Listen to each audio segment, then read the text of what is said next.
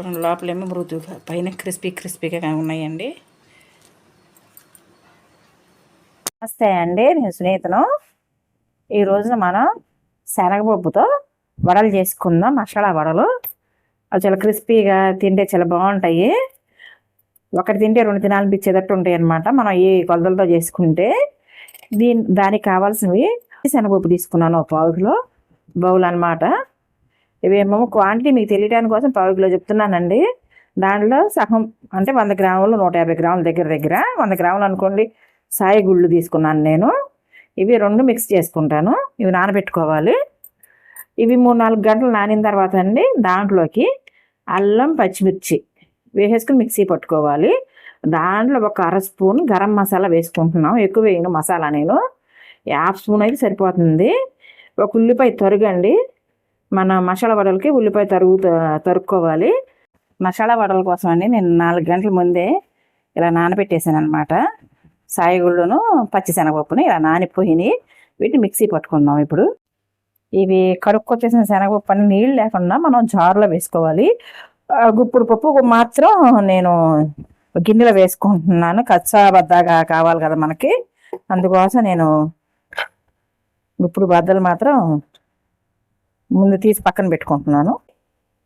నీరు లేకుండా చూసుకుని వేసుకోవాలి.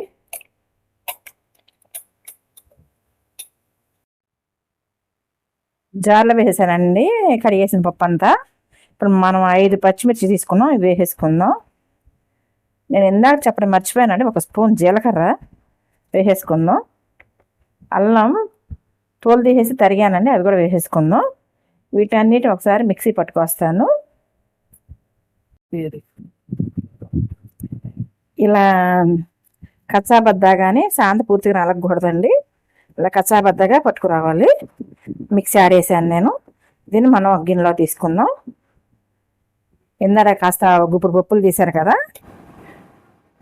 దానిలో ఈ పిండి వేసేసుకుందాం.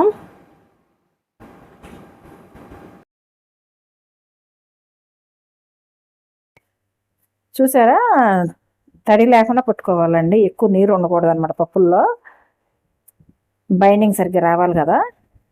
ఇప్పుడు దీంట్లో మనం ఉల్లిపాయ తరుగును కొత్తిమీర తరుగు వేసుకుందాం. కాస్త సాల్ట్ వేసుకుందాం.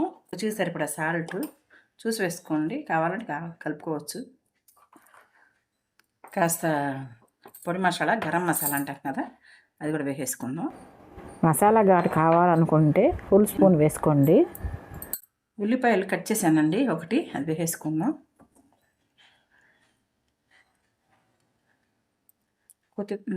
మా ఇంట్లో పుదీనా వేయడానికి ఇష్టపడతారండి వడల్లో, కంపల్సరీ వేసుకుంటాం మేమైతే. మీకు ఇష్టమైతే వేసుకోండి, అదే స్కిప్ చేసేయండి. పుదీనా, కొత్తిమీర కామనే కదా, అందరం వేసుకుంటాం. కరివేపాకు, 1 రెమ్మ కరివేపాకు కట్ చేసుకున్నాను. ఈ వడలు క్రిస్పీగా ఉండడం కోసం అండి నేను 2 స్పూన్లు బియ్యం పిండి యాడ్ చేస్తున్నాను.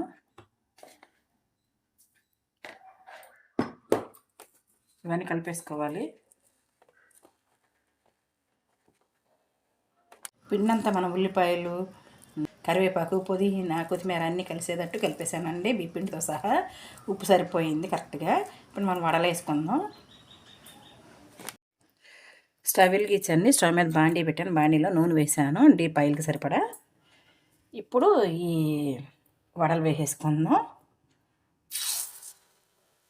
పుదీనా వేయటం వలన గ్యాస్ ఉన్న అజీర్తి చేసిన అలాంటి వాళ్ళకి పుదీనా వేయటం వల్ల ఏమి ఇబ్బంది ఉండదండి, చక్కగా తినొచ్చు.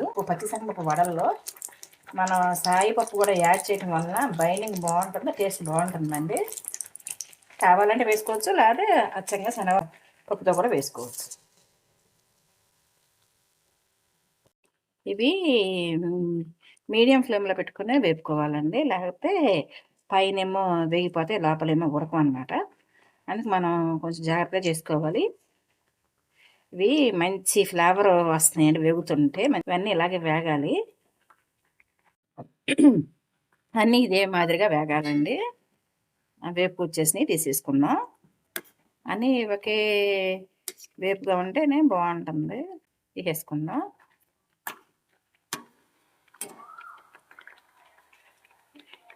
ఇవి బయట తినడం అంత ఇష్టపడండి ఇంట్లో.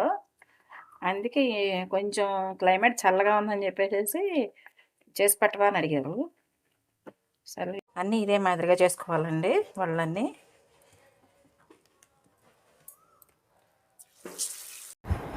గుమగుమలాడే వాసన చూసి మా వాడు వేడివేడిగా పెట్టేసి ఇచ్చేయమంటున్నాడండి. పెట్టేస్తున్నాను మా పెద్దమ్మడికి. రారా, ఇవి అయ్యేదాకా రాగట్లేదండి. వేడివేడిగా ఎవరి ప్లేట్ వాళ్ళకి కావాలంట ఇచ్చేసేయమంటున్నారు. ఇచ్చేస్తున్నాను. అన్నీ బాయిల్ వేసేసి వేసినవి వేసినట్టు తీసుకెళ్ళిపోయి తినేస్తున్నారండి వీళ్ళు. టేస్టీగా ఉండే శనగ వాళ్ళు రెడీ. మీరు కూడా ట్రై చేయండి. చాలా క్రిస్పీగా, చాలా ఇదిగా కరకరలాడతా చాలా బాగున్నాయండి. లోపలేమో మెత్తగా, పైనేమో క్రిస్పీగా చాలా బాగున్నాయి. మీరు కూడా ట్రై చేయండి. ఉంటానండి, బాయ్.